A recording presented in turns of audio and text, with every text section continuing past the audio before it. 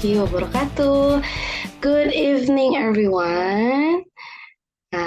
Meet again with us in Go Growing for the last meeting. Yeah, Alhamdulillah, we've come to this and for almost a month that we have a sharing session with another person in many and various countries. Now we've come to the last session and a very specific one about discipline.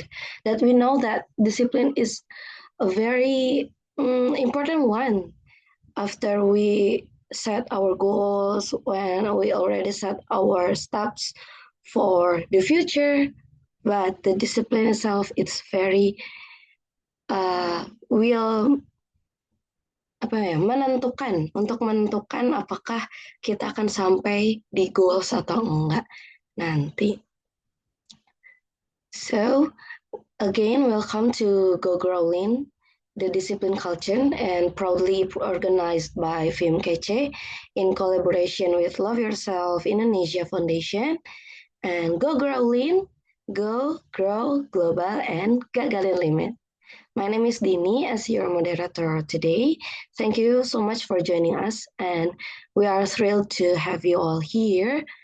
Before we start, let me go over a few housekeeping rules.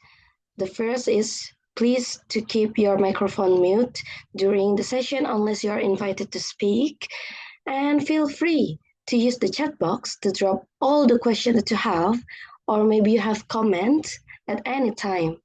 We'll address them during the Q&A session later. And we will have two speakers for today.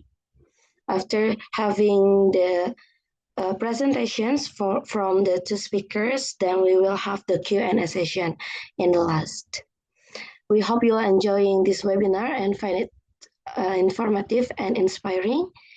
And now, before we start, I think let's open the camera, guys, because we will have the photo session in the beginning.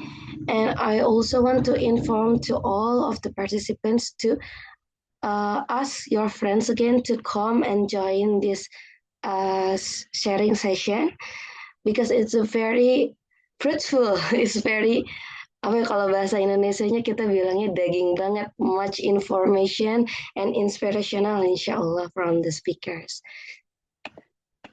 Oke, boleh ya. Let's see. We have Diki Bastian right here, Fatia, Melaura, and Irfan. Could you open your camera if it's all right for you?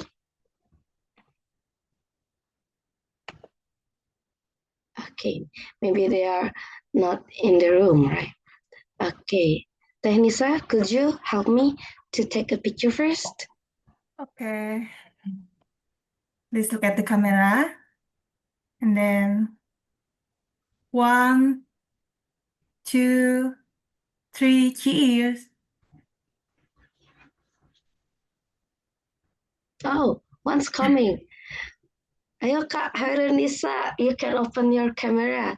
We are just beginning to start the session. One more Teh. Okay, one more. Okay.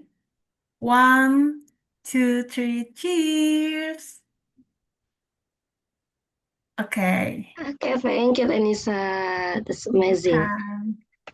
Let's move. And now, it's my pleasure to introduce our amazing speakers for today. We have Miss Hyun and Kang Pramaditya Geri, who have been here among us. Let's say hello to them. Hello, Miss Hyun, Kang Geri. 안녕하세요. 안녕하세요. 안녕하세요. Okay. And now for the first turn, it will be Miss Hyun Ji Hye. She has worked as a young professional of Korea International Cooperation Agency, and today she will be sharing insight on the discipline culture that I already mentioned before.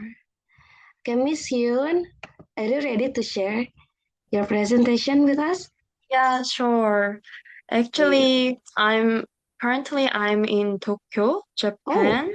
I'm traveling now.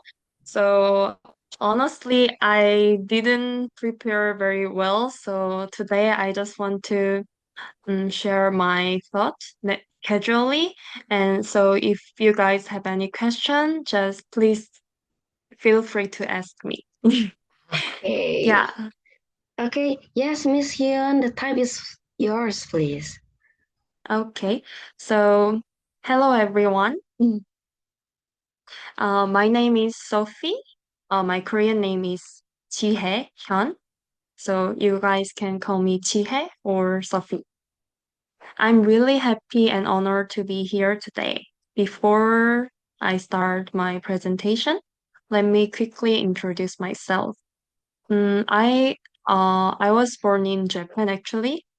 Uh, and I'm a half Chinese because my mother, she's from China. My father, he's from Korea. And when I was 2 years old, I moved to Korea and I grew up in Seoul. And I lived there my whole life. I did all my schooling in Seoul, elementary school, middle school, high school, and also university. I majored in economics and computer science, and I'm really interested in the international development. Do you guys know KOICA? KOICA Kuika, or JICA? JICA? Have Jaika. you heard JICA? It's, I think it's my first time to hear that. Ah, okay. It's International Cooperation Agency. Yes, KOICA. So we are like United Nation in Korea or in Japan. So we help developing country, the growing. So we have so many projects. Even in Indonesia, we also do so many projects. I don't know which project, but I know there's KOICA office in Indonesia. So anyway, I was working in the Dominican Republic at the KOICA office. Do you guys know where is Dominican Republic? You know where is it? It's It's in in the Africa, no? sorry? Is it in Africa? No. Really? Latin Dominican America, Republic. Ah, Where? Lisa? Latin America. Dominican Republic. Oh, yes. Dominican Republic is in Latin America, but uh it's it's in the Caribbean. So it's an island country near Cuba, Jamaica, and Haiti. So I lived there for 1 year. And 3 weeks ago, I came back to Korea. I just finished my internship. And also, when I was 20, I was in Mongolia as a Koika volunteer. We also have a volunteering program, and I did volunteering in Mongolia. So, yeah, that's my qualification. And uh, on a personal note, I really love traveling. And last year, I visited Indonesia, and I really love this country. Are you guys all from Bandung? Or yes? Yes, I'm Yeah, from Yes. Ah, Bandung. yeah. Me too. okay. I also visit Bandung, and I really enjoyed. But I remember Bandung people they eat spicy food, right? I was really shocked. My friend, she cooked for me the fried rice, nasi goreng, and she asked me how many chili I want, and I said, maybe two, and it was super spicy. You know, Korean people we also love spicy food, but I was really shocked. The Indonesian spicy was another level. And more surprisingly, my local friend, she put hand chili and she said it's not so spicy. So yeah, that's that was my memories in Bandung. Yeah, all right. Now let's start the presentation. Before um start this session, I got 6 questions. I'm not sure if you guys also know which question. Do you guys know? No? The no? No, Yes? what's that? What's the No? sixth question? The questions for speaker. If Oh, okay, wait for a moment. okay.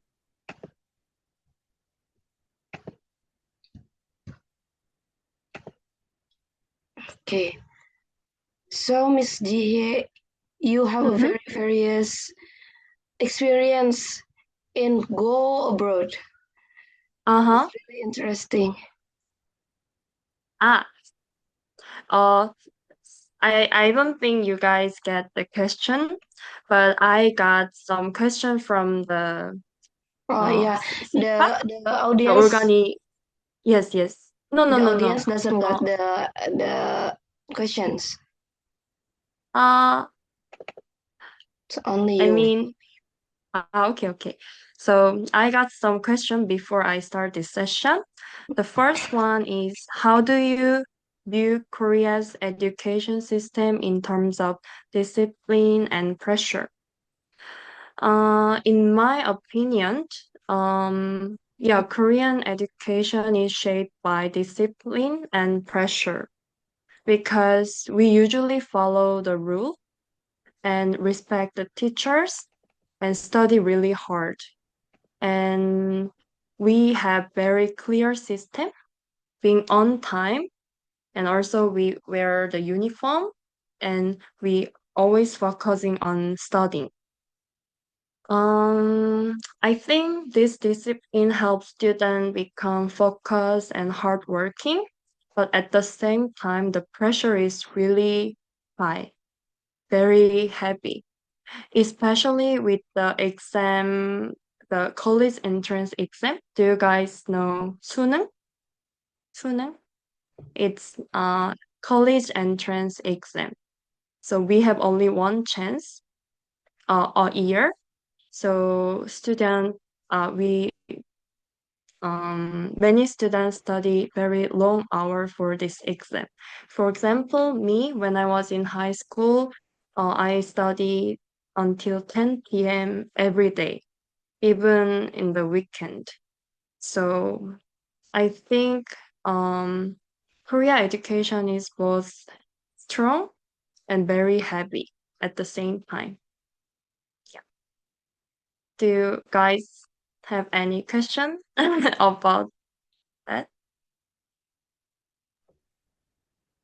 So it's only happen if you have a plan to go to college Mm-hmm. that the student will be have a very tight schedules with study. If, maybe both they learn by themselves or maybe join to uh, with a Wow, tutor maybe. Twitter? Mm-mm. Yeah, I remember when I was in high school, almost every student they usually go to academy to or tutor after school. But even now, I heard that even the kindergarten student they also go to academy for studying math and the Korean and English. So I was really shocked. Even Oh, like like 6 years old baby, they go to academy for wow. get into the good kindergarten. So, So that's the reality of Korean oh, education. Mm. it's already start in the young age, really Yes, young yes, age. yes. Even the Wow. baby. Yes, I don't think it's very good education culture, but it's a Korean Korean education style. system. Yeah, Korean style. Yeah, I think I only used to see that on Korean dramas when you see Mm-hmm. how the students really spend their times only with the books Yes, yes. until But night. the truth is, we stay at school until like 10 p.m., but not all the students they're studying. So what do Only the you do? few, yeah, that's the truth. Because Oh, we just some students they're just sleeping or they use their cell phone. oh, But I think this is just my opinion, but when I was in school, many students they stayed at school until like late night, but only the few students they focus on study. But usually, not everyone, but usually the normal school they um, hang out, spend time with friends, or they just pretend to study, or oh. yeah, I think so. What about Okay, so uh, because you already went to many countries before, and you mm-hmm, also learn in Korean. Uh, mm-hmm. do you see any aspects that maybe the Korean system can also be applied in another countries? Yeah, You sure. think that oh, I Uh, think the Korean system is quite good in these aspects that maybe we yes. should. Yeah, of course, Korean education system has many good qualities. I think one of the good a good thing is the use of technology. Mm, Because Korea, we have very good IT technology. So since I remember since I was really young in the elementary school, we had very good like digital tools to study. mm. For example, laptop or tablet So you already use or audio technology, in system. an early age. Yeah. Mm, And even when I studied at university, mm, almost everyone have the iPad and the pencil to note and record the lecture. So I think we know how to use technology to study. I think that's the good um, one of the good things of the Korean okay. education. So the facilitation that in Korea already used in the since the beginning in the early years. That Yeah, uh, since I was young. And we wow. are very quickly adopt the new technology. Mm-hmm. And even for the student who cannot afford the digital system, because iPad is quite expensive, right? Yes, it's quite But expensive. we have, yeah, but we can lend from the school. The Mm, school we can borrow. We mm-hmm. have that kinds of system. So even though some student they cannot afford it, at least we can borrow it. So I think Mm. that's the good thing. Or what if you fail the exam? Ah, exam? Could you please um explain about this question? Assessment at school, maybe. Assessment at school. The university test one. Ah, fail the exam? Mm, well, we can uh so there's only one exam every year, but you can try the next year. So even if you fail the exam, you can take, but you have to wait for 1 year. So it called 재수. We called it 재수. So some people they try like 3, 4, 5 times, but usually um it, I think uh, I'm already 26, so I almost forget about the exam. But as I remember, um not half, but many students they tried the college entrance exam again because if they not there's no pass or fail, but we have like grade 1, 2, 3, 4. But if you got the score which you're not satisfied, you can try it again. But I don't think there's fail or success because there's so many university in Korea. So even though you got the very low score, you can enter any university. But you guys, I'm not sure in Indonesia, but I guess there's a top university in Indonesia, and they want to get into that school. So that's why there, even though there's no fail or success, but because we want to go to the good university, many students, they try again. Yeah. Yeah.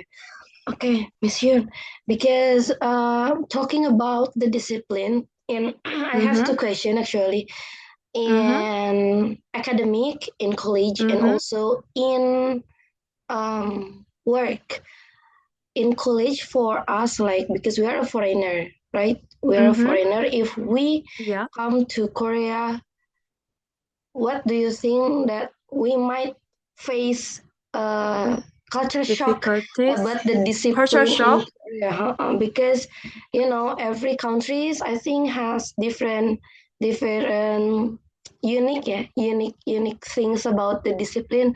But what Yes. do you see about it for the college and for Mm, working? If it is in working, okay. what do you see the discipline culture either Mm-hmm. in its time, in responsibility and work Mm, ethics? I think, and mm. there is someone else that thinks to me. What do you Okay. think? The culture shock. Mm-mm. I guess many, but mm, my with my experience when I was in university, I in Korea. And actually, not every Korean we speak English. So I guess there will be some language barrier. Even though we have some English class, but we usually have the Korean class, the class in Korean. So if you guys don't speak Korean, I guess there are some difficulties. And the other thing is, mm, ah, I remember Indonesian students, they're very passionate and they're very active, I guess. But Korean student, I think we are a little bit shy. So we don't usually ask question, even though the teacher asks them to ask question, but we don't usually ask question. We are shy to ask what we want to ask. And also, even we don't have any question because we used to not ask question. So yeah, I think that will be some culture difference. And I think Korean people we usually hang out just with Korean people. So I guess maybe if maybe for foreign student, it will be a little bit hard to make close Korean friend because we are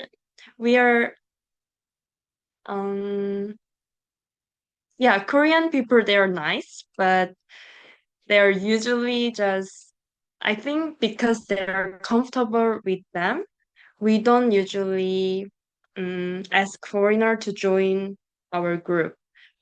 I don't think it's a good culture, but that will be some difficulty for foreign student because I guess many international students they come to Korea because they want to um experience the Korean culture. But at school, yeah, I guess it will be not so easy to read Korean people. But still, there are some body program or language exchange program in the university. So maybe you can join that kinds of program. But usually, if you just take a class, I don't think it's easy to make a Korean friend. I think that three things will be a little bit different. Mm. Okay, thank you, Miss Hyun. And let's see. Mm, okay. Are there any traditional mindsets in Korean education that might need to evolve? What do you think about that? Traditional mindset. I think there are still some hierarchy between the teacher and the student. So, uh, when I visit university in another country, I think it's because of the language. Because there's a we always have two different way, formal way and informal way. So for example, in America, you can call the professor name without any like sir or mister. But in Korea, we always need to put something behind the name. We cannot call just the name. So I think because of the language system, we always need to respect the teacher. So sometimes, even if the teacher they're wrong, but we don't usually complain. We just need to follow them. I think that's one of the traditional mindset in Korea. Yeah, I think that's the things Mm, we need to change. is there the student learn from the teacher that they need to keep silent, or also the parents say when you at school don't talk to your teacher like that, or anything else like that? Mm. Oh, sorry. Yeah, how the students learn that they need to obey to the teachers, like what you said before, only even Mm. when the teacher is wrong, they just Mm-hmm. need to keep silent. It's really Mm-hmm. different, right? In the West, I think many students in Europe, when I got Mm-hmm. my friend told to me how they are allowed to argue, maybe, yeah, argue the Mm-hmm. teachers, the lectures, if they are wrong. Mm-hmm. So how the students learned that Mm, cultures? Mhm. well, I From think it's when? because the Korean education style is just we don't usually discuss with teacher. We just listen Oh, what they say.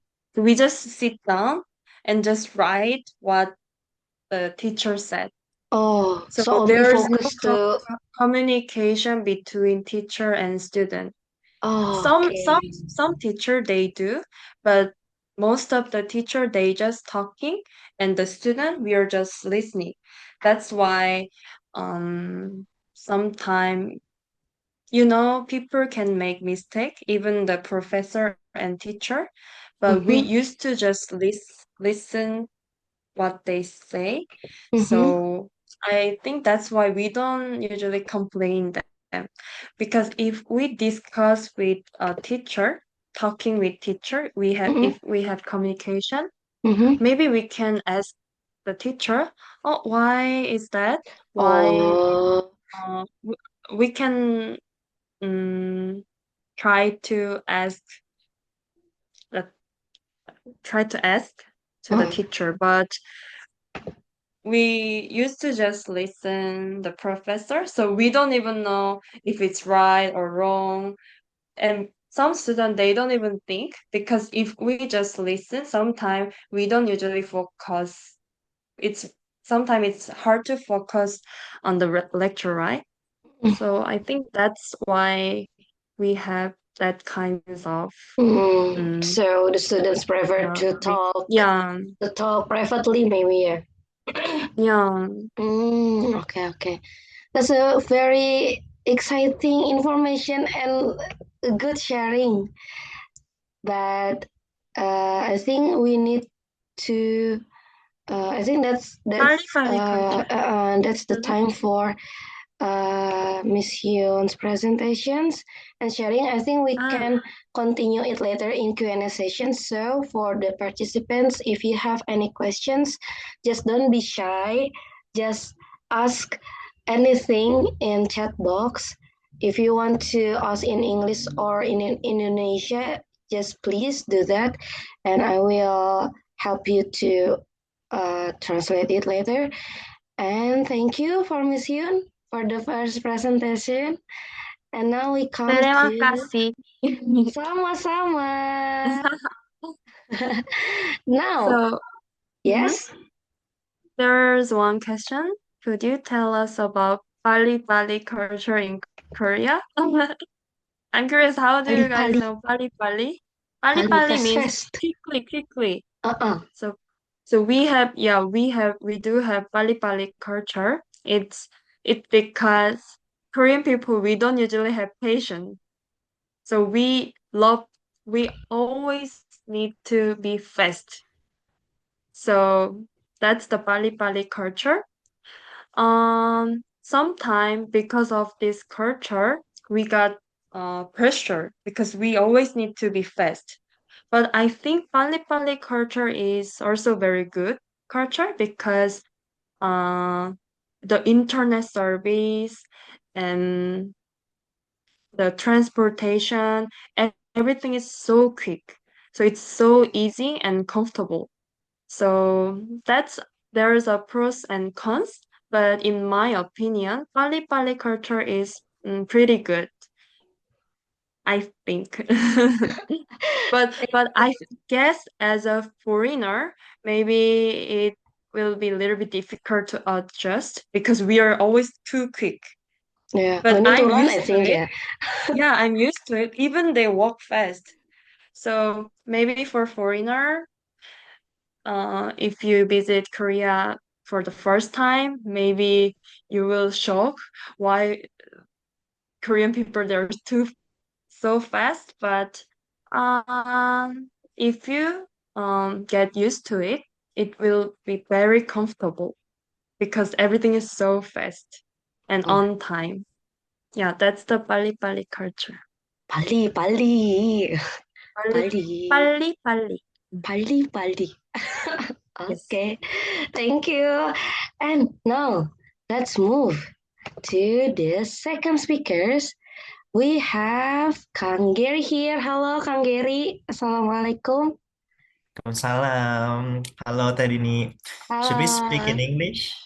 So that You can use both, I think, or you okay. can use Sundanese if you want. Boleh. Okay. Okay, let me introduce Kang Gary first. So, Kang Gary is a PhD student of Chonnam or Konam? Chonnam ya? Chonnam. It's Chonnam National University, Yes. CNU. Chonnam National University in South Uh-huh. Korea. And he is also a researcher, academic consultant, and from the CV, I see he has a very big passion in technology and environment. So if you have any question about that, just tell us and ask Kang Gary. Oke, Kang Gary, sudah siap untuk sharing? Boleh, Tadini. Siap-siap. Boleh. Aku share screen kali ya. Boleh, Kang Gary, silahkan. Time is yours, Kang. So, Ji, first of all, sorry that maybe I might speak mostly in Indonesia. It's okay. No worries. Just No not worries. Korean, please. I only Yeah. know Pali, Juseo, only that. Nothing else. Okay. Halo semua, udah kelihatan belum ya slide-nya? Udah, Kang, ada. Siap. Jadi kebetulan di sini tuh saya nggak sendirian, ini ada salah satu peserta namanya Ananta. Ananta bisa on cam nggak? Wah, asik Sepertinya, duet nih, boleh. sepertinya dia Boleh. tidak on cam nih. Tapi nanti kalau Ananta luang kita coba tanya-tanya juga ya. Jadi Ananta dan saya sebetulnya mahasiswa juga di CNU kami berdua. Ananta kebetulan di mahasiswa master, saya di integrated student, jadi master dan PhD. Nah, kenapa kok jadi master dan PhD gitu ya? Padahal saya udah master di Belanda. Nanti saya ceritain sedikit kisahnya gitu ya. Saya mau cerita sedikit. Oh, halo? Kedengeran kah masih? Oke, Ya, mau Kang. cerita dikit. Jadi, saya dulu S1 itu nggak pinter ya. Bahkan kalau teman-teman lihat ini transkrip nilai saya pas S1. Kalau dulu tuh jokes anak-anak di kampus saya itu namanya rantai karbon. Kenapa disebut rantai karbon? Karena nilainya C, C, C, C, C, B, C, C, B, C gitu. Ada A, ada D juga gitu dan lain-lain. Intinya, saya bukan anak yang pinter. Terus masa waktu S1 saya itu kebanyakan bukan digunakan untuk hal-hal yang sifatnya akademis gitu ya, lebih sering main-main, lebih sering bersosialisasi, berorganisasi dan lain-lain gitu ya. Sampai pada akhirnya tuh ada sebuah momen taubat gitu, ya. Momen taubatan nasuha lah bagi saya tuh kayak sangat memukul gitu ya.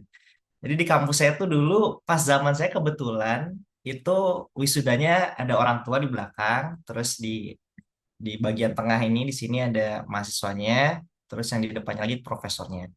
Intinya adalah setiap mahasiswa yang wisuda waktu itu tuh dipanggil namanya dan disebutkan kriteria lulusnya gitu. Jadi misal ada A gitu, ya, lulus dengan predikat cum laude, B lulus dengan predikat cum laude gitu.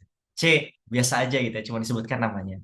Nah, problemnya adalah gitu ya, pas zaman saya tuh kayaknya 70% cum laude deh, cuma saya doang yang nggak cum.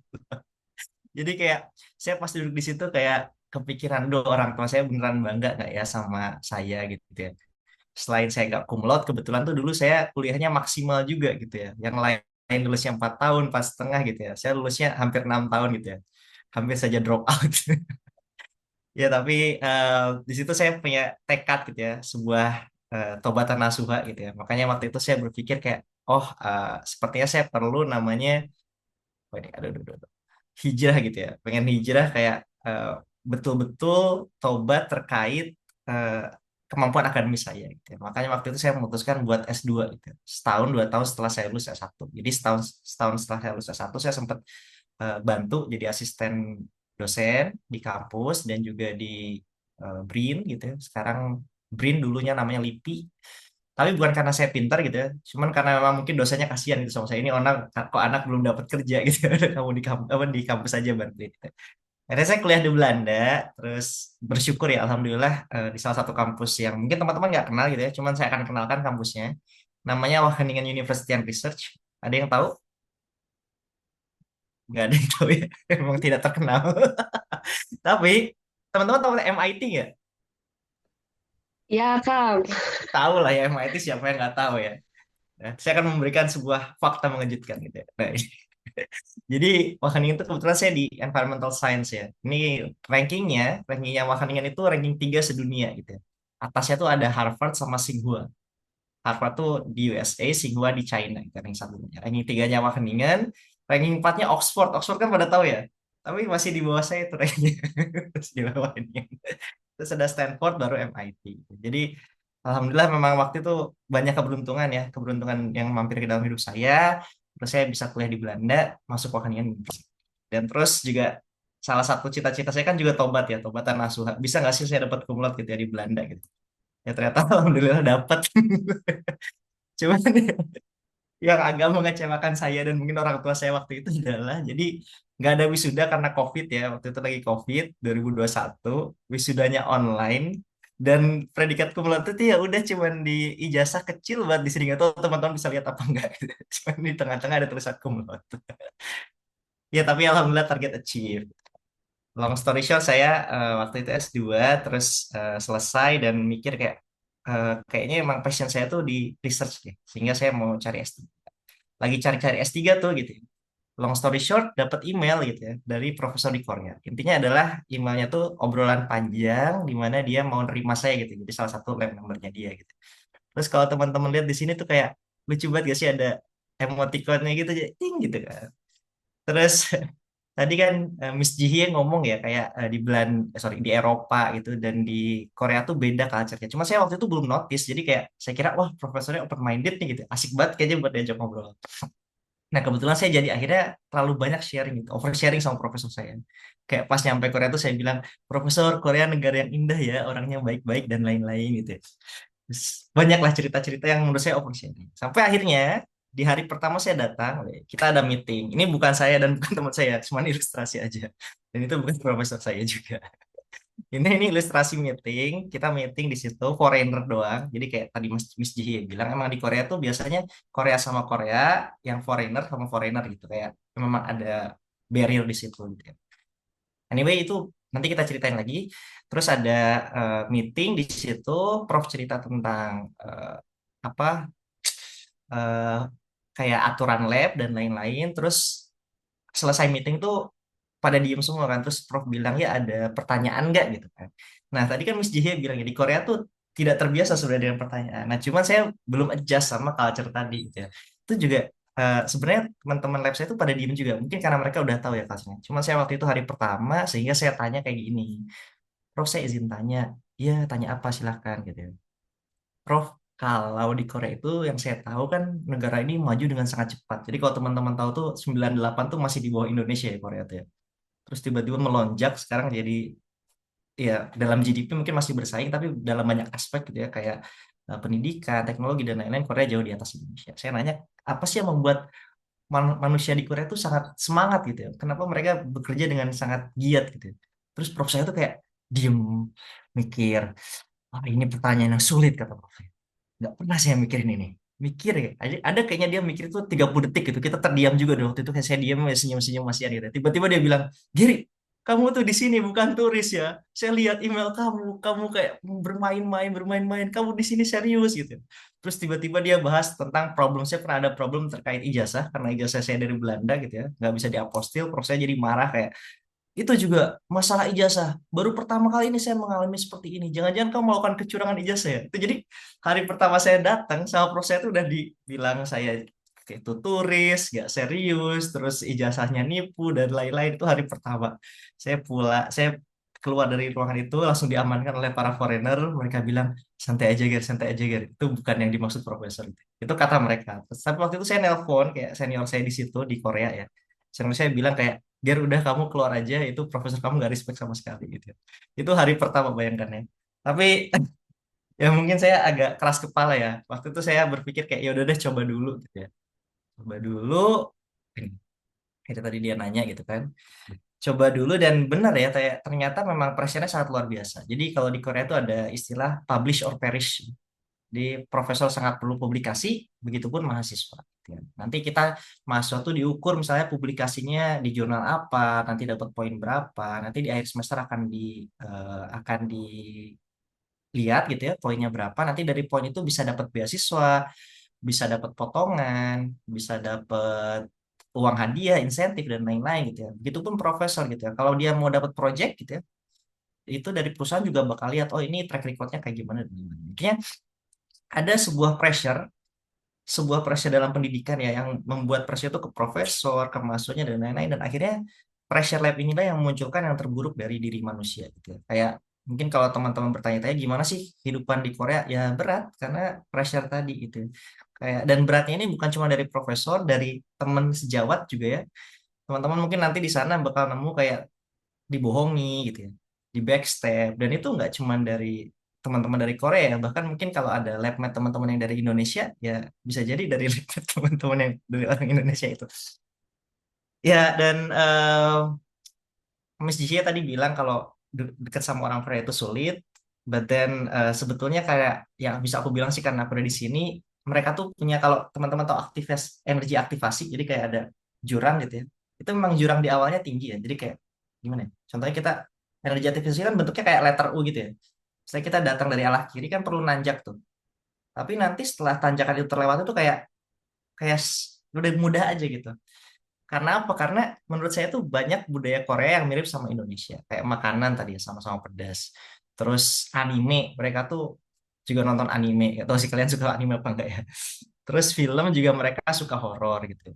Terus jokes-jokes juga sama, jokes-jokes bapak-bapak mereka bisa ketawa gitu ya. Instagram dulu Tung Tung Sahur tuh viral di Korea juga gitu ya.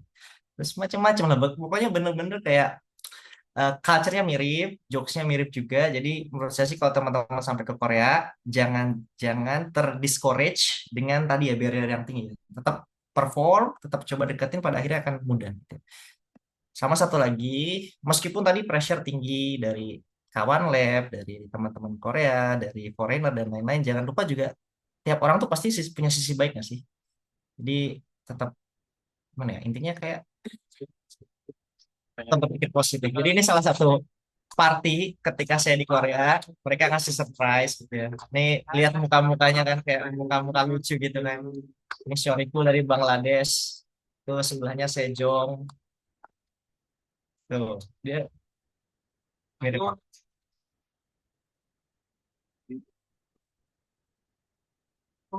Oh, it's a bad time, right? Yes.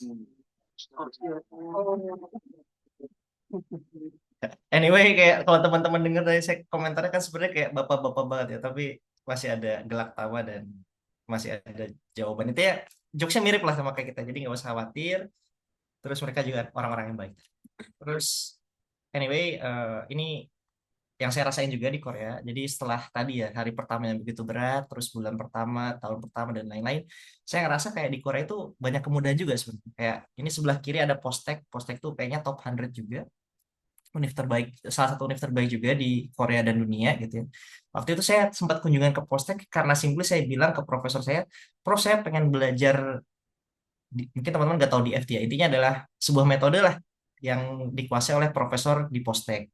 Terus profesor saya bilang, oh ya udah kamu sebulan ambil break aja kerja kayak coba join research ke sana gitu sebulan. Itu benar-benar dibiayain sebulan dan kayak simply karena saya ngomong gitu aja gitu. Terus profesor iya iya.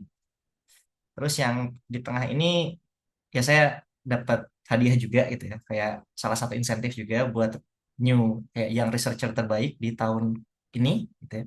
Terus di kanan itu Google Scholar saya, mungkin teman-teman belum begitu paham ya. Tapi intinya adalah kalau teman-teman lihat itu di 2025 ada 5 riset gitu ya, paper dan patent.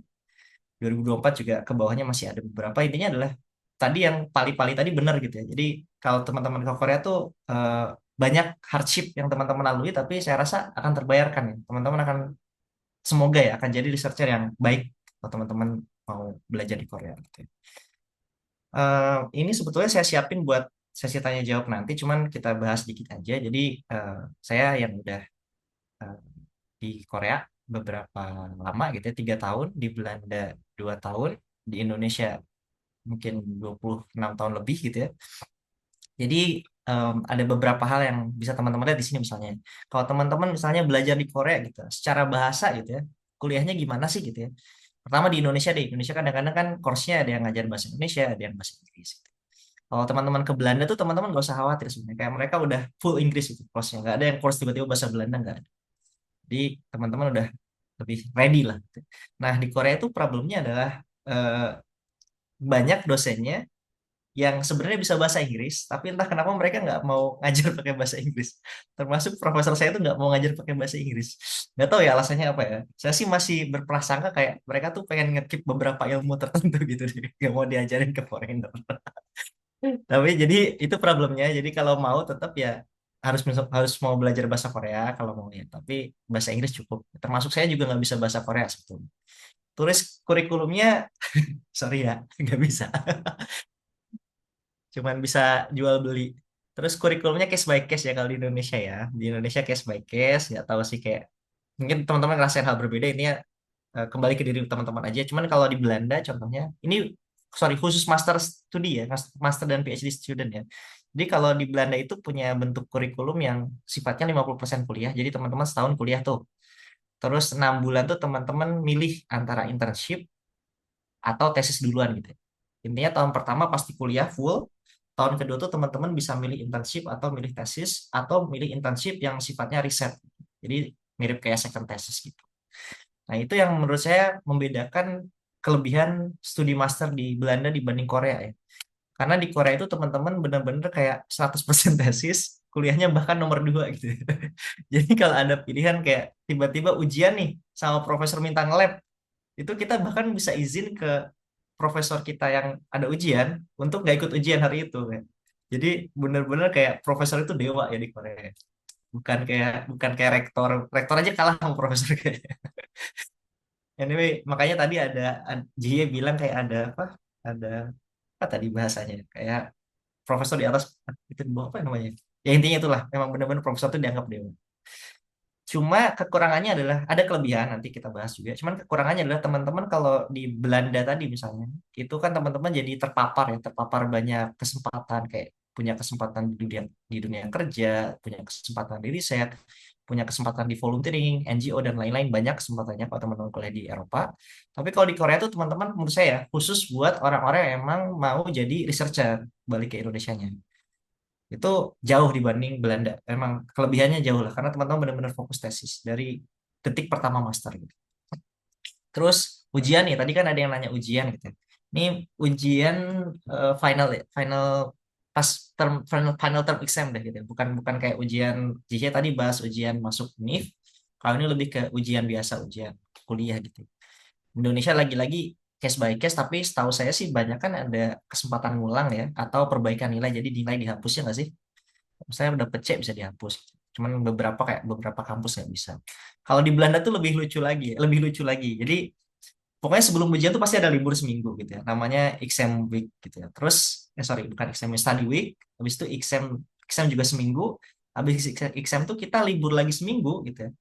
Terus baru masuk perkuliahan lanjutan. Dan biasanya tuh kuliah bukan 1 semester, kuliah itu 2 bulan. Ya, 2 bulan, 2,5 bulan dengan kondisi kita milih 2 mata kuliah. Jadi benar-benar fokus kita ke 2 mata kuliah doang. Kalau di Indonesia kan kadang-kadang kayak kita belajar 6 mata kuliah terus ujinya seminggu ya, pusing ya gitu. Kalau di Belanda 2 mata kuliah seminggu gitu. Dan itu ada libur-libur enak lah, pokoknya bisa refreshing. Nah di Korea mirip kayak Indonesia, cuma ada plot twistnya gitu. Misal teman-teman udah bagus nih gitu ya, udah bagus tiap ujian semesteran, tuh di akhir sebelum teman-teman lulus tuh pasti ada comprehensive exam gitu ya. Comprehensive exam tuh kayak teman-teman milih mata kuliah atau kadang-kadang dipilihin dan teman-teman harus bisa ngerjain kayak 3 mata kuliah bersama. Terus nilai itu final ya, nilai apapun tuh final tercatat di transkrip terus gak bisa dihapus. Dan yang mengerikannya lagi gitu ya, kalau di Belanda kan tadi libur ya, ada libur terus ujian libur. Kalau di Korea seperti yang saya bilang ya, kalau lagi ujian bahkan kita ada waktu nge-lab nih dari profesor ya kita bisa skip ujiannya, cuman ya itu masih nge-lab di waktu exam week. Begitulah beratnya di Korea ya. Terus ini jam kerja Indonesia case by case, saya nggak bisa sebutin satu-satu ya. Cuman setahu saya sih emang fleksibel ya, kita bisa kerja malam, bisa kerja pagi, kan? Bisa nggak kerja, jangan. Kalau di Belanda itu eh, jam kerjanya 8 to 6, jadi kayak jam 8 sampai jam 6. Itu strict, jadi lab baru dibuka jam 8, jam 6 ditutup. Pernah saya kayak waktu itu saya keasikan gitu ya, kayak keasikan nge-lab lagi ngerjain sesuatu, tiba-tiba lah kok udah jam 10 gitu ya, tuh ditutup semua tuh udah kayak kunci semua. Akhirnya pas ya, mau buka pintu gitu ya, itu alarm bunyi. Jadi alarm bunyi, didatengin polisi dan lain-lain itu. Akhirnya diwawancara, saya nelpon, akhirnya kita diteleponin sama satpamnya, satpam gedung. Satpam gedungnya juga udah di rumah itu, dibilang kayak oh itu salah satu mahasiswa nggak apa-apa gitu. Itu sebuah pengalaman gitu ya. Dan cuma itu ada negatifnya, jadi kita bener-bener kayak nggak bisa kerja tuh into it banget gitu, kayak ada betul-betul ada terlalu apa ya, terlalu rigid lah, terlalu fix. Terus kalau di Korea 7 hari 24 jam, cuma kekurangannya kayaknya tiap 2 tahun selalu ada lab yang tiba-tiba meledak, tiba-tiba kebakaran. Jadi ya mungkin orang udah ngantuk maksain tiba-tiba gitu. Gitulah. Terus prestasi, prestasi itu pasti kalau kita dapat prestasi gitu ya. Di Indonesia kan tadi saya bilang kayak ada apresiasinya ya, yang kumlot disebutin misalnya. Terus kadang-kadang kayak ada dean list, kayak ada lah apresiasi. Nah di Belanda tuh bener-bener kayak ini salah satu hal baik sih menurut saya, kayak semua orang dianggap rata gitu ya. Jadi kumlot tuh bukan sesuatu yang istimewa, ya udah gitu aja, kayak kecil aja gitu. Dan begitu pun kayak publication dan lain-lain, setahu saya sih nggak ada insentif berlebih ya, nggak ada insentif. Nah, kalau di Korea tuh betul-betul kayak tadi saya bilang, semua hal di poin. Kayak eh, IPK teman-teman di poin, terus bentuk bahkan kalau teman-teman ikut conference itu dikasih poin, teman-teman publish dikasih poin, nanti poinnya di convert dapat uang berdasarkan si poin itu tiap semester tiap tahun gitu. Nah, dana riset di Indonesia mungkin terbatas. Saya juga belum ngerasain secara full ya gimana riset di Indonesia, walaupun dulu pernah, tapi beda lah, kayak beda levelnya ya. Maksudnya sekarang kan saya jadi termasuk PhD student, jadi ngerancang sendiri risetnya ya. Tapi di Belanda dibanding Indonesia ya jauh ya. Cuman yang membuat saya heran tuh di Korea tuh meskipun gaji kita nggak banyak-banyak banget gitu ya. Cuman kalau terkait riset tuh bener-bener kayak jor-joran banget. Jadi kayak kita minta apa aja tuh kayak keluar aja. Itu nggak sulit sama sekali. Mungkin infinity kali ya. Kelak. Oke, ini ada pertanyaan juga di link with burnout ya. Menurut saya ada 2 poin ya, passions and communications. Tapi sebelum saya bahas tentang gimana saya dealing dengan burnout lewat passions and communications, saya rasa studi di luar negeri itu sebuah kesempatan yang sangat baik. Jadi saya encourage semua teman-teman buat studi keluar gitu. Kenapa? Karena even though life is very stressful ya, kayak tadi kayak banyak banget pressure dan lain-lain gitu ya, itu menurut saya terlalu banyak hal baru yang bisa teman-teman rasakan gitu di luar negeri yang membuat saya jadi benar-benar kayak new days to new you gitu ya, benar-benar restart, recharge, reset gitu ya. Kenapa? Kayak salah satu contohnya kayak musim berbeda gitu ya, setahun bisa ganti 4 kali, kadang-kadang ada plot twistnya.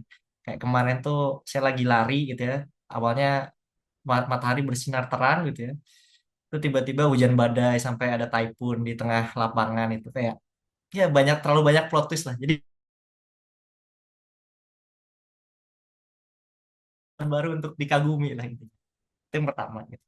Terus anyway, selain musim tadi gitu ya, kita ada yang namanya passions and communications. Yang passion tuh yang saya maksud di sini adalah menurut saya kalau mau teman-teman mau lanjut riset atau studi S3 ya khususnya, passion itu penting. Passion dalam artian kayak teman-teman tuh harus benar-benar gimana ya? Pernah nggak sih kayak teman-teman contoh deh, sebenarnya kalau ada tes sifat saya mau pakai nama tes sifat, ya udah deh tes sifat deh misalnya. Tes sifat dan Siwan kan punya lembaga Love Yourself ya, kayak inilah LYI, terus juga dia aktif di film dan lain-lain. Menurut saya dia tuh passion banget, passion dalam artian kayak ngelihat sesuatu, misalnya contoh kayak kayaknya ya, dia tuh ngeliatin story saya gitu, terus kayak mikir, oh Gary di Korea nih, Love Yourself Indonesia bareng sama film kece dan lain-lain. Jadi otaknya dia tuh mikir buat passion terkait tadi ya, kayak kayak apa, Love Yourself tuh terkait apa, ke kesehatan Mental health. mental health, exactly, kesehatan mental gitu. Jadi Mm-mm. otak dia tuh muter jalan mikirin itu. Jadi buat teman-teman semua juga ya, mau yang jadi researcher atau enggak, menurut saya apapun yang akan teman-teman lakukan untuk kehidupan teman-teman, passion is very important. Jadi dalam artian lihat sesuatu harus bisa mengambil apa ya, inspirasi dari sesuatu itu untuk mendukung kayak eh, apa ya, kerja kita lah gitu. Terus communication is very important juga. Burnout tuh kadang-kadang kita nggak bisa dealing by ourselves ya. Kita perlu punya teman dekat gitu ya.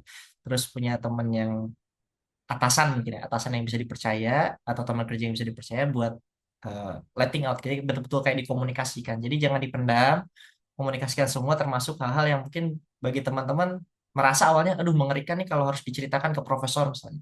Atau mengerikan nih harus diceritakan ke teman kerja gitu. Tapi profesor saya sih pernah bilang kayak gini, kalau emang sangat berat ya udah pulang aja gitu kayak I mean, gimana ya? Intinya adalah kayak, sorry, saya agak bakal bahas isu yang sedikit sensitif ya. Jadi di Korea itu banyak yang meninggal bunuh diri gitu ya. But then eh, profesor Korea sendiri ya sebetulnya merasa kayak hal itu tuh nggak perlu sebetulnya. Kalau memang kamu sangat merasa sangat punya pressure yang sangat berat, ya cerita aja ke kita gitu. Karena orang Korea itu paling tahu terkait bunuh diri tadi ya. Maksudnya kayaknya termasuk top 10 ya di dunia ya kayak kasus bunuh diri di Korea gitu ya. Jadi mereka secara culture udah sangat paham terkait itu gitu ya. Dan kalau teman-teman burnout sangat capek terus cerita ke prof, mereka akan paham gitu. Jadi case saya sih ya, case saya, walaupun saya sebelum sampai burnout banget gitu ya. Kayak saya sih setiap saya dan orang-orang yang saya tahu, setiap mereka cerita itu mereka diperbolehkan pulang. Ada orang Indonesia waktu itu juga kayaknya udah mau bunuh diri juga ya waktu itu. Terus dia bilang ke profesor, bahkan dia bilangnya mau mengundurkan diri, itu profesor bilang, "Oh ya udah, pulang aja gitu. Terus dia sampai Indonesia mikir lagi, aduh kalau mengundurkan diri saya kerja apa ya? Akhirnya bilang ke profesor lagi, waktu itu kalau nggak salah hampir udah telat masa bayar semesteran baru lah gitu. Tapi akhirnya profesornya bantu lagi, masuk lagi, sekarang dia udah masih lanjut di semester 4 kayaknya. Dulu dia mau keluar tuh di semester 2. Itu real story, mungkin nanti Ananta kalau mau mau cerita, bukan Ananta tapi Ananta bisa jadi apa sanatnya lah yang menyampaikan ini kebenaran yang betul apa enggak gitu ya, yang sahih apa. Dan intinya adalah communication gitu ya, dan passion tadi. Dan bersyukurlah gitu ya, banyak hal-hal baru dan indah di dunia ini. Ini tips ini juga ini terlalu teknis ya, cuman mungkin teman-teman bisa dapat insight gitu ya. Saya tadi S1 nggak pinter-pinter banget rantai karbon, S2 pas tobatan Nasuha alhamdulillah bisa cum laude, S3 juga sekarang nearly perfect ya, IP-nya cuma 1 karena susah banget emang mata kuliahnya. Itu nggak A plus ya. Jadi 4,45 lah IP saya. Kalau Ananta IP-nya 4,5, dia pinter banget. Anyway, cara saya supaya saya bisa dapat atau bisa memahami, bukan dapat IP deh, memahami mata kuliah dengan baik itu ada 3 hal sebetulnya. Taking notes before, during, sama after. Jadi sebelum mata kuliahnya mulai, teman-teman minta slide atau buka slide-nya atau buka bukunya, terus baca, terus siapin pertanyaan. Itu pertama. Terus pas kuliah, kalau bisa, nanti mungkin teman-teman ngerasain ya, kuliah di luar negeri itu kan bahasanya mungkin beda ya. Kadang-kadang kita kalau di awal-awal tuh nggak bisa dengerin sekali ngerti tuh. Jadi record, rekam, rekam suara gitu ya. Terus teman-teman catat. Terus teman-teman sampai rumah yang after tadi, sebelum 24 jam, ulang lagi. Record tadi diulang, kalau perlu catat ulang lagi.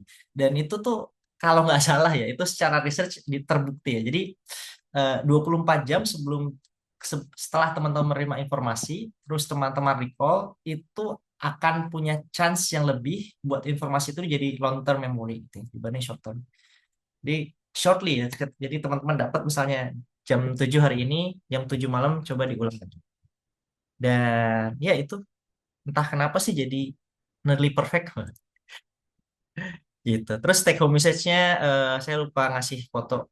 Anyway, saya sih ngerasa kayak eh, berkaitan sama mental health ya. Bagaimanapun nanti teman-teman hidup gitu ya. Terus apapun kayak beratnya hidup teman-teman, menurut saya teman-teman harus memahami kalau teman-teman tuh betul-betul berharga ya. Gitu. Jadi jangan sampai hilang arah, tetap merasa kalau teman-teman itu adalah seorang pribadi yang berharga.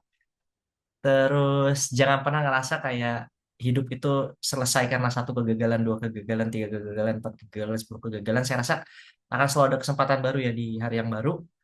Jadi keep communicate gitu ya, kayak communicate terus kalau misalnya punya kesulitan communicate ke orang gitu ya. Kalau orang-orang terdekat emang ngeselin gitu, mungkin it's time to reach strangers gitu ya. Ada banyak strangers baik di luar sana gitu. Terus tetap jadi orang baik walaupun dunia jahat. Itu mungkin ya. Sisanya mungkin nanti pas tanya jawab bisa kita bahas lagi. Thank you Mbak Dini ya. Kembali ke Mbak Dini. Masya Allah, terima kasih Kang Gary. Ini ya, di akhir dapat quotes of the day. The failures doesn't define you. Ya, kadang kalau yang aku lihat tuh ini sih Kang, apa namanya? Kegagalan tuh masih jadi PR lumayan gede juga gitu di Indonesia, gimana to cope and to face all the failures, dan untuk bangkit laginya tuh jadi tantangan tersendiri.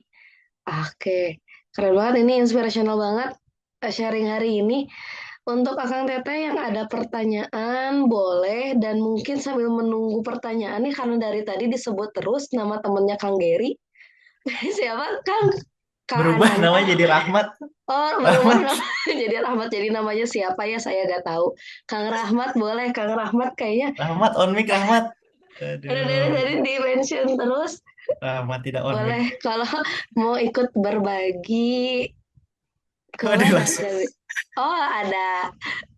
ada Mari keluar Kang Rahmat keluar berbincang dia. bersama kami di Oh, sini. ada. Karena kita emang sesinya santai ini ya. Santai tapi berbobot gitu. Gimana Kang Rahmat kesulitannya sama berarti ya di Conam sama. Iya betul. Mohon maaf ya sebelumnya. Waktu saya masuk nggak bayar ini tiba-tiba Nggak apa disebut-sebut sampai nggak ganti nama apa-apa langsung Kang. ketahuan. Berarti Saya juga memang mau minta maaf ditakdirkan nih. untuk berbagi Kang di sini. Gimana Ini Kang satu pengalamannya untuk ngerekam aduh Mas Giri. Oh ini udah ada Akang pertanyaan Giri. pas banget. Berarti ini datang-datang langsung dapat pertanyaan ya Kang. Nggak apa-apa ya Kang ya. Iya, Langsung jawabnya duet berdua sama Kang Geri. Pertanyaannya dari Kak Amin. Apa saja tantangan kuliah S2 dan S3 di Korea? Termasuk tantangan untuk mendapatkan beasiswa kuliah di Korea. Atur nuhun. Mangga. Boleh sama Kang siapa? Silahkan. Silakan Kang Rahmat. Boleh. monggo duluan komen apa speaker. Ya kalau nanti Kang Rahmat melengkapi ya, atau harusnya saya yang melengkapi sih.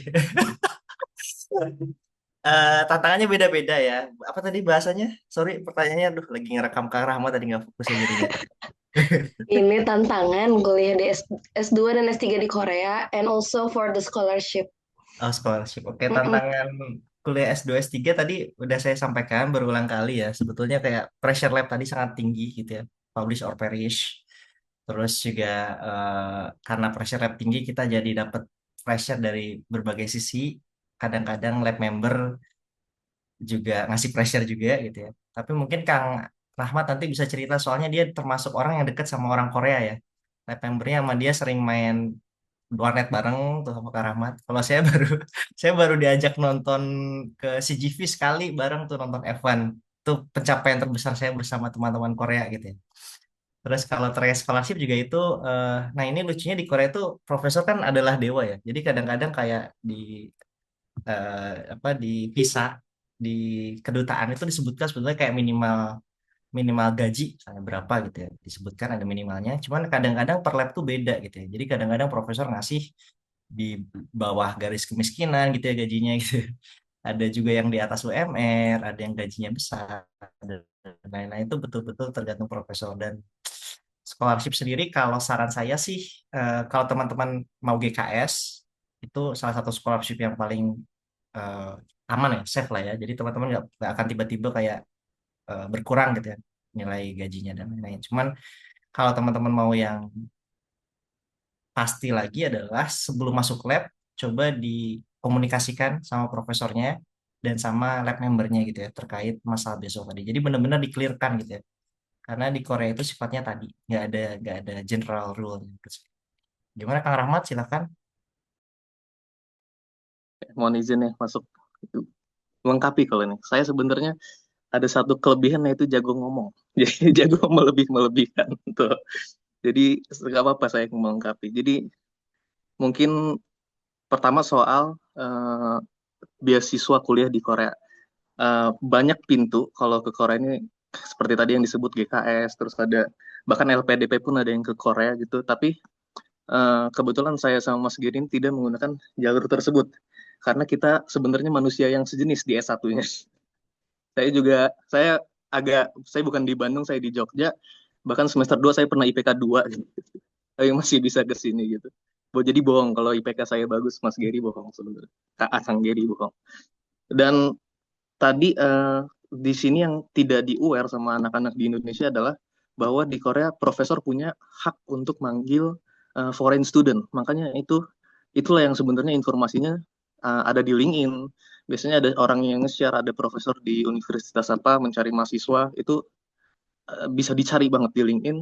Lalu juga dari dosen-dosen kita di Indonesia biasanya, dan kebetulan saya dapat informasi dari dosen saya, jadi baru lulus S1, lalu ada dosen saya bilang, ini ada profesor di Korea, dulu pernah conference bareng atau apa gitu, dia sedang lagi cari nih, coba kamu daftar gitu. Dan alhamdulillahnya waktu itu saya dapat peluangnya lewat situ, jadi kirim email, kirim CV segala macam, baru ntar ada interview. Dari interview itulah kita jual beli diri kita, kayak disitulah research dulu siapa nih profesor, cari apa sih paper-paper dia gitu. Terus ya udah sekarang udah enak ada GPT, tolong cari baca paper profesor ini gitu. Dan ya kita baca beberapa papernya, oh ini ada nih yang bisa kita jual gitu, oh mirip nih sama S1. Bahkan mungkin nggak cuma di S1 tapi di pengalaman kerja atau magang. Itu kayak aku kemarin ngejual pengalaman magang aku di rumah potong daging. Oh ya, sebelumnya aku di sini animal science, jadi agak belok sama kalau di sini teknik, aku dari peternakan gitu. Dan di situ aku pernah ke industri daging, jadi aku sangat paham di daging. Sedangkan profesor ini mencari mahasiswa yang fokus ke meat science gitu. Nah itu bisa tuh untuk beasiswa. Kalau GKS untuk LPDP dan GKS tentunya itu bakal fokus ke persiapan tes. Jadi kita banyak belajar tes, banyak belajar tes bahasa Inggris. Sekarang GKS ada yang bilang karena udah banyak orang bisa topik itu untuk sertifikasi bahasa Korea, banyak orang yang udah bisa ngasilin topik, jadi kayaknya itu juga wajib gitu, hampir wajib kayaknya. Tapi masih bahasa Inggris juga katanya masih boleh gitu, saya kurang paham. Nah untuk tantangan kuliah S2 dan S3 di Korea, ini dari pengalamanku melihat teman-temanku beda jurusan, itu beda juga tantangannya. Kayak misal tadi semua yang dijelasin Mas Gary, kuliah susah, banyak lab segala macam, itu adalah tantangan orang-orang engineering gitu, orang-orang teknik. Nah itu mulai ngangguk tuh, karena kita ngeliat teman kita yang dari sosial S2 tuh, sosial MBA manajemen bisnis, itu kayak liburan mereka ke Korea gitu, karena nggak ada lab. Iya, jadi bener-bener kayak kuliah doang fokusnya. Itu tadi 75% di kuliah, 25% jadi influencer. Makanya banyak yang influencer. Kalau kalian ngeliat influencer, mahasiswa influencer di Korea, pasti biasanya orang-orang uh, bisnis, or manajemen, or sosial. Nah itu ya, itu salah satu challenge yang berbeda-beda itu. Dan terkait kuliah, kelebihannya kita ini yang tadi Mas Gary, Akang Gary bilang soal walaupun di UTS dan UAS masih harus apa namanya, masih harus ke lab. Dan kalau kita ngambil mata kuliah profesor kita sadar gitu, karena profesor tahu kita di lab gimana, jadi nilai insya Allah dimudahin makanya gitu. Makanya kalau S2 S3 nih di luar negeri, insya Allah lebih mudah di Korea, sepaham insya Allah lebih mudah untuk nilai gitu. Walaupun tetap stres gitu, karena UTS UASnya ada, apalagi yang open book itu GPT pun bingung jawabannya apa. Iya, tanya GPT bingung juga Pas itu jawabnya kah gimana gitu. soalnya kan untuk Kalau tipikal open book ya, soalnya kalau closed book hafalan. Iya, profesornya juga bingung. Oh enggak. reminding gitu. Ini kayaknya terlalu susah, tapi kalian coba aja jawabannya. Coba jawab sebisa Wow, aja katanya. Saya challenging ya. pernah UAS, sangat challenging. Satu soal itu satu paper disuruh jelasin gini-gini, udah kayak saya nyerah gitu. Oh my Ya mungkin God. itu aja sih challenge-nya. Tergantung departemen beda-beda nasibnya. Jadi kasar ngomongnya hoki-hokian lah gitu. Oh, wow, ini banget ya. Tereksplor banget. Wah, udah jadi kebayang kira-kira kalau mau persiapan ke Korea, yang mau studi ke Korea harus siap dengan tadi yang pali-palinya juga, pali-pali culture-nya dan yang lainnya. Nah, ini juga ada pertanyaan lagi nih, Kang, datang ke aku private.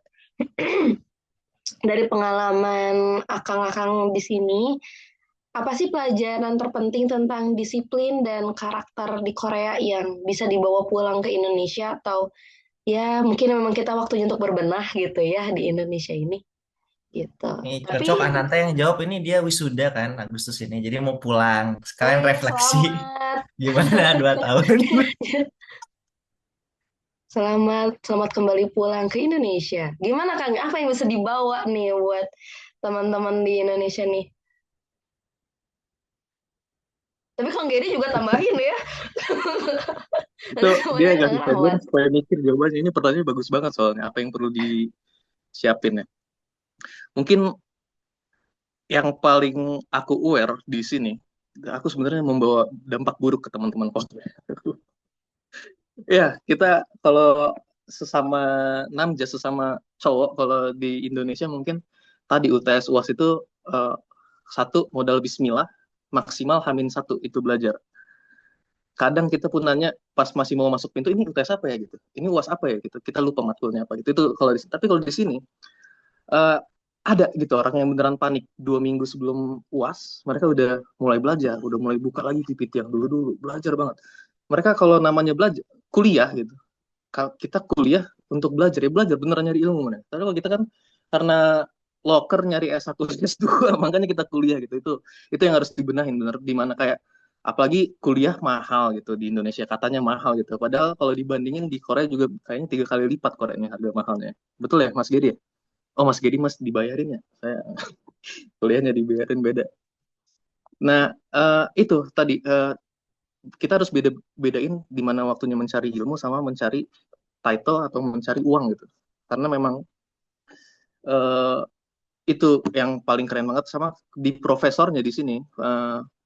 Mungkin saya ngebandingin profesor saya di universitas dulu sih sebenarnya nggak beda jauh ya. Tapi kalau berdasarkan teman-teman senior saya juga selain Kang Giri ya, ada yang bilang perbedaan jauh profesor di sini dan di Indonesia itu adalah profesor sini tuh lebih rajin baca paper gitu. Jadi mereka up to date walaupun mereka umur 60-an gitu-gitu. Kalau ditanya soal AI itu lebih ngerti mereka kadang dari kita. Bahkan profesorku itu eh, umurnya udah 64 kayaknya kalau nggak salah.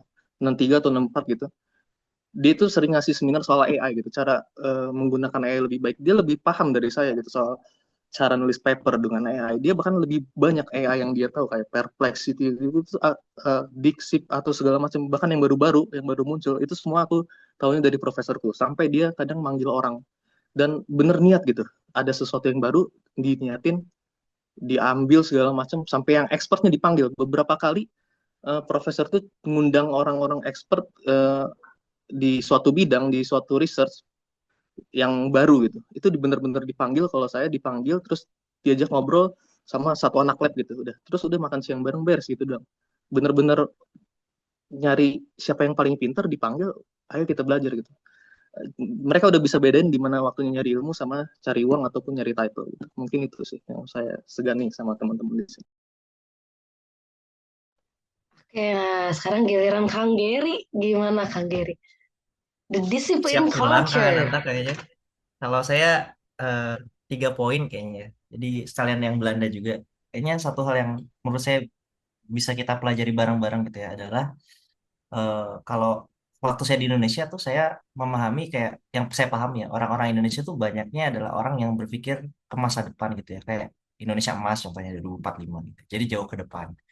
Terus macam-macam lah intinya banyak yang visinya yang sebenarnya bagus ya punya visi gitu ya. Kayak anak kecil ditanya gedenya mau jadi apa gitu ya. Mau kayak Timothy Ronald saya gitu. Kayak udah punya visi gitu ya jadi kayak Timothy Ronald atau pengen jadi presiden gitu ya. Kayak anak kayak cucunya siapa gitu ditanya gitu ya. Nanti kalau udah gede mau kayak apa? Mau kayak Simbah gitu ya. Jadi presiden. Ternyata bahas Jan Etes. Anyway, kayak orang Indonesia tuh punya visi ke depan yang menurut saya baik gitu ya. Tapi ternyata yang menarik adalah orang Belanda sama orang Korea tuh sama-sama menikmati atau fokus dengan momen saat ini gitu ya. Kalau orang Belanda tuh kalau teman-teman search ada yang namanya Nixon. Nixon itu adalah momen di mana orang Belanda tuh bener-bener diem, ngelamun, kadang-kadang sambil meluk pohon gitu ya. Untuk ya udah betul-betul kayak melepas diri dari problem hari itu gitu ya, supaya besoknya bisa recover dan kembali fokus bekerja gitu. Yang mereka kayak orang Korea tuh pas saya tanya, hampir semua orang Korea tuh kalau ditanya nanti habis kuliah mau ngapain tuh kebanyakan bingung gitu. Profesor saya aja tadi saya tanya, Prof, motivasi orang Korea tuh kerja keras apa sih nggak tahu gitu ya. Mungkin karena tadi ya yang budaya pali-pali kayak apa gitu. Cuman menurut saya yang paling menarik adalah mereka tuh orang yang benar-benar fokus pada problem hari ini, mereka selesaikan terus move on menyelesaikan problem lain gitu. Dan harapannya sih mungkin teman-teman belum punya kesempatan ya sekarang ya, tapi bisa dapat pelajaran ini. Maksudnya adalah punya visi bagus ke masa depan, tapi fokus juga dengan apa yang bisa diselesaikan hari ini gitu ya. Jangan ditumpuk, jangan di nanti-nanti. Kalau bisa selesaiin sekarang ya selesaiin sekarang. Oke, berarti ini juga ya Kang, kalau yang aku lihat tuh tadi dari ceritanya Kang Geri sama Kang Rahmat, memang mereka tuh passion banget ya sama apa ya, mungkin bisa dibilang profesionalisme mereka tuh bagus banget gitu. Karena tadi kayak contohnya yang AI, bahkan karena mereka tahu mungkinnya tanggung jawab sebagai dosen untuk mengajar, maka mereka tuh mencari duluan. Walaupun jadi nggak ada kendala apapun, dan tadi kalau dari yang Kang Geri tampilin tuh yang table tadi gimana lab itu dibuka 7/24 jam itu tuh kayak amazing sih, karena dari situ tuh kelihatan emang mereka menaruh pendidikan itu tuh jadi hal yang sangat penting gitu untuk negara mereka. Itu kerasa banget sih dari data-data yang tadi disampaikan tuh. Nah, ini ada pertanyaan lagi nih, Kang. Wait, mana? Kalau kalau tadi dari Miss Jihye itu karena kebetulan beliau ada urusan lainnya, jadi tadi harus izin dulu. Jadi nanti kalau ada partisipan di sini yang mau bertanya ke Miss Yun bisa di chat di grup. Nanti aku akan kirimkan ke Miss Yun. Tapi kalau dari ceritanya beliau tuh tadi ada yang budaya yang tadi ya, di mana dosen ataupun guru itu memang untuk didengarkan. Kalaupun nanti ada pertanyaan atau ada yang apa ya, kita masih bingung tuh lebih memilih untuk privacy aja mungkin di belakang, di luar kelas seperti itu. Nah, kalau misalnya dibandingin ke Indonesia kan sebenarnya kultur kita kayaknya gak jauh beda ya untuk yang hal itunya, maksudnya yang shy ya kalau tadi Miss Jihe bilangnya shy. Tapi ada nggak sih kita sebagai orang Indonesia yang datang ke Korea itu ada hal-hal yang oh ternyata budaya kita baik juga ya ketika kita bawa ke sini gitu ke Korea. Yang kerasanya tuh apa sih? Coba dari Kang Gary dulu deh. Susah lagi pertanyaannya karena ini kan Iya yang kelihatan mikir dulu. Saya saya cerita langsung lucu nembak. aja deh, cerita lucu. Gak bisa Gimana jawab ya. nih? Budaya Indonesia yang bisa punya positif ya. Bentar sambil Mm-mm. mikir sambil cerita lucu ya terkait pertanyaan tadi. Jadi saya pernah kuliah tuh, datang. Terus itu kayaknya saya masih semester satu deh. Jadi bener-bener kayak belum paham tadi kayak Miss Jihe bilang kayak orang Korea nggak biasa nanya. Nah, saya datang kuliah itu dosanya orang Korea kan. Saya tanya, Prof, gini gini gini gini itu pas lagi kuliah tuh. Terus profnya bilang, oke, kamu pikirkan dulu 5 kali. Kalau 5 kali kamu pikirkan belum nemu jawabannya baru ketemu temui lagi saya gitu kan. Habis itu selesai itu saya nggak nanya lagi kan. Minggu depannya dia tanya gimana, sudah tahu jawaban yang kemarin. Akhirnya saya terpaksa bilang, ya Prof sudah dapat jawabannya gitu. Itu pertama tuh, case pertama. Masih belum ini, masih belum apa namanya kapok ya, masih nanya nih. Terus dosen kedua, ini dosennya tuh bule ya, jadi orang UK, orang orang Inggris lah gitu. Tapi kayaknya lama di Korea. Nah, dosennya lagi ngajar, tiba-tiba saya stop, saya kayak acung tangan, saya nanya. Saya nanya pertanyaan, Prof, bla bla bla bla bla bla bla bla. Terus dia diem, saya diem, semua terdiam gitu ya. Sampai terdengar bunyi burung cip cip cip gitu. Terus tiba-tiba dia ngelanjutin kuliahnya. Jadi seperti tidak terjadi apa-apa. 30 detik gitu. Nanya, udah. Jadi bener ya tadi ya kayak bener-bener pertanyaan. Sampai sekarang saya masih bingung. Akhirnya saya menyerah sih. Saya udah nggak mau nanya lagi ke dosen-dosen ketika ngasih kuliah gitu ya. Terus tadi kebiasaan baik kita yang punya nilai positif ya tadi. Saya kayak gitu ya. Korea apa ya? Apa? Mat. Apa ya? Ya, kita punya kebiasaan. Mental dong, Wih, bener, bener, bener. Gimana tuh gimana? mentality Indonesia. Nanti sebelum Kak Rahmat jawab, saya juga mau baru kepikiran dikit nih. Jadi eh, contoh nih ya, kebiasaan baik orang Indonesia tuh mandi pagi kan. Nah itu baik itu kebiasaan baik karena banyak kayak orang-orang non Indonesia itu kadang-kadang kurang lupa mandi dia. Jadi datang agak agak bau misalnya gitu. Dan Bukan Korea ya, bukan Korea. bukan Korea. Ada lah, tapi itu kebiasaan baik yang positif. Jadi kita dipandang sama teman-teman Korea atau profesor atau teman-teman lab itu sebagai orang-orang yang care sama dirinya gitu. Terus tadi mentality juga benar, mungkin nanti Kak Rahmat mau bahas lebih dalam. Terus juga saya rasa kebanyakan ya, kebanyakan orang Indonesia itu biasanya high performing ya. Entah itu saya uh, mungkin karena kita punya kebiasaan yang mirip ya, jadi kita ngerasa kayak Prof itu orang yang luar biasa, kayak punya hierarki tadi gitu. Akhirnya kita kepacu gitu ya buat bekerja lebih gitu. Tapi di luar sifat tingkat yang sifatnya kebiasaan, sebetulnya kalau hard skill kayak pelajaran, ngitung dan lain-lain, menurut saya sih orang Indonesia termasuk kemampuannya bersaing ya. Jadi itu yang bisa mungkin mengharumkan nama Indonesia di Korea. Hmm. Silakan Kak Rahmat. Nah, mangga Kang. Oke, terima kasih atas waktu berpikirnya, Kang Geri. Jadi kalau tadi pertanyaan soal apa kebiasaan baik apa yang orang Indonesia bisa bawa ke Korea, aku jawabnya mungkin selain mentality ya, tapi aku jawab dulu pertama, semua kebiasaan baik orang Indonesia itu hampir ada semua di Korea. Jadi artinya kita itu karena menurutku karena rumpun Asia ya, sebenarnya kita masih mirip-mirip aja gitu. Bahkan sampai ke hal detail makan mie pakai nasi, beberapa orang Korea juga masih makan mie pakai nasi. Temenku, aku pernah makan udang ditawarin, nanti mau pakai nasi nggak sama? Oke deh, gitu Tapi rupanya kalau kita kalau masih pasta pakai nasi juga. kadang-kadang mereka intinya masih kadang. Oke. Cowok ya mungkin. Tapi sejauh kata orang kayak, awas kamu dikatain aneh nggak? Jangan takut, kita masih sama-sama Asia. Gitu. Terus tadi terkait mental itu menanggapi eh, tekanan dari profesor ya, cara kita menanggapi itu mungkin seni sambat Indonesia ya, SSI. Itu sangat bagus di bawah. Bahkan aku ngajarin ke teman-teman labku yang suka stres itu. Kayak udah enggak bukan kamu yang bodoh. Aku bilang si prof lah yang salah, kamu nggak salah. Ini kepleset aja prof. Prof lagi ngantuk ya. Aku bilang. Gitu. Aku suka gitu ke mereka. Ujungnya mereka, oh iya iya juga ya, iya juga ya juga. Ya. Tenang mereka. Baru biasanya itu yang bikin orang banyak pressure tekanan ya, terutama untuk anak-anak Korea. Itu tadi yang aku bilang karena lingkungan itu ngaruh banget. Bayangin aja kita UAS nih.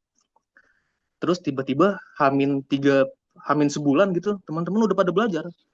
Perpustakaan kok penuh gitu, gak ada kursi. Panik kan kita otomatis ikut juga gitu. Itu tekanan yang aneh. Tapi kita sebagai orang Indonesia, ngapain sih lo belajar masih 3 minggu, santai aja kali. Nah itu tuh, mental-mental itu yang sebenarnya nggak bagus, tapi bagus juga untuk kesehatan mental gitu. Untuk belajar ya, tapi kita bertanggung jawab gitu. Itu hebatnya. Oh iya, tanggung jawab orang Indonesia itu gitu. Walaupun kita kasar ngomongnya mageran ya, hobi rebahan gitu, tapi apapun itu beres. Tadi kata Kang Gedi dimention overwork apa Kang Gedi bahasa kerennya? Saya kurang ngerti bahasa Inggris. Apa ya? Lupa saya kadang-kadang saya suka lupa kalau ngomong tuh. Over Bekerja berlebihan, performance. over performance. Oh ya betul banget Mbak Nisa, thank you.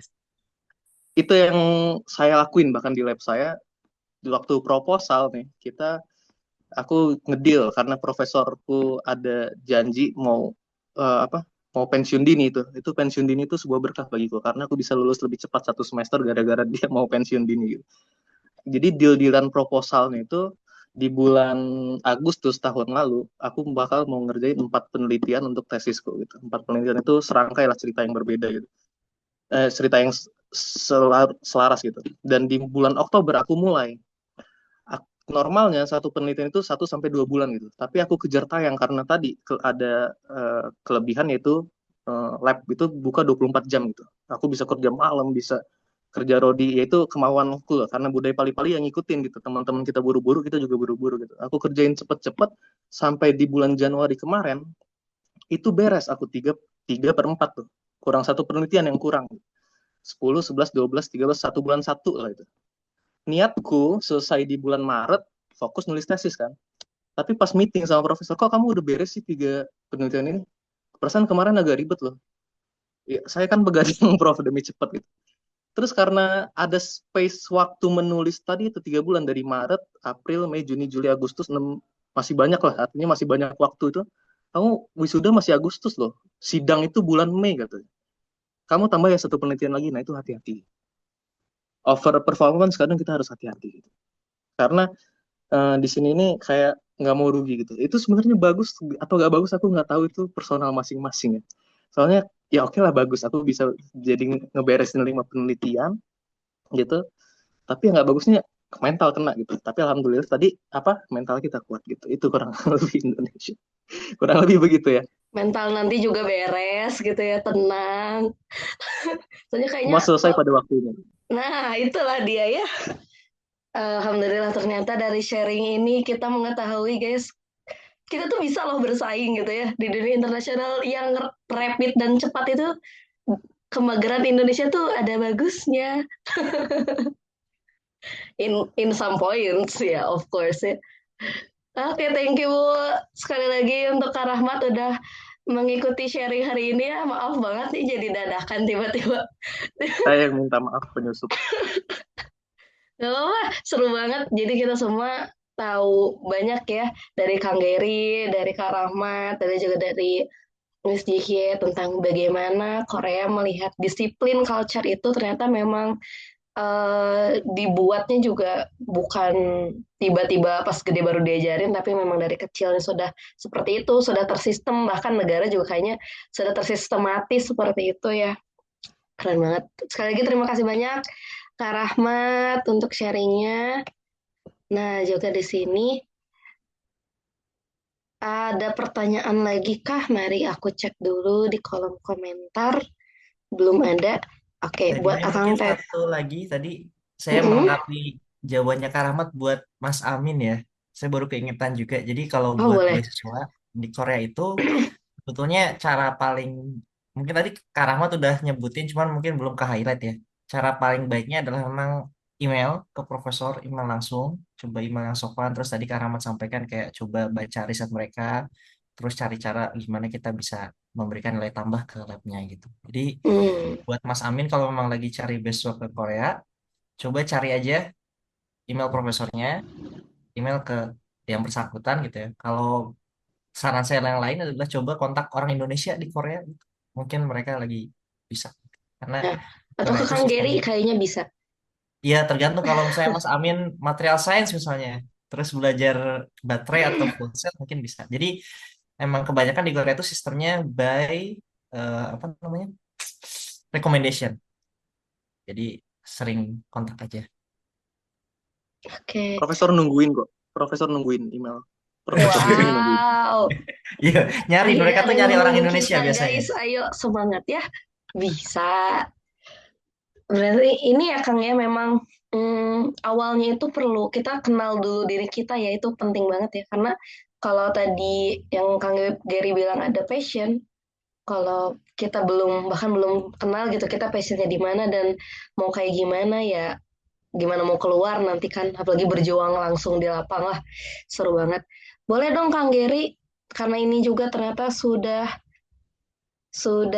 jam 9 malam ya. Kang Gary bolehkah memberikan satu dua patah kata terakhir bukan ya, tapi untuk apa ya, sebagai merangkum kegiatan hari ini, kalimat penutup dari Kang Gary. Ada nggak yang mau disampaikan nih ke teman-teman di sini?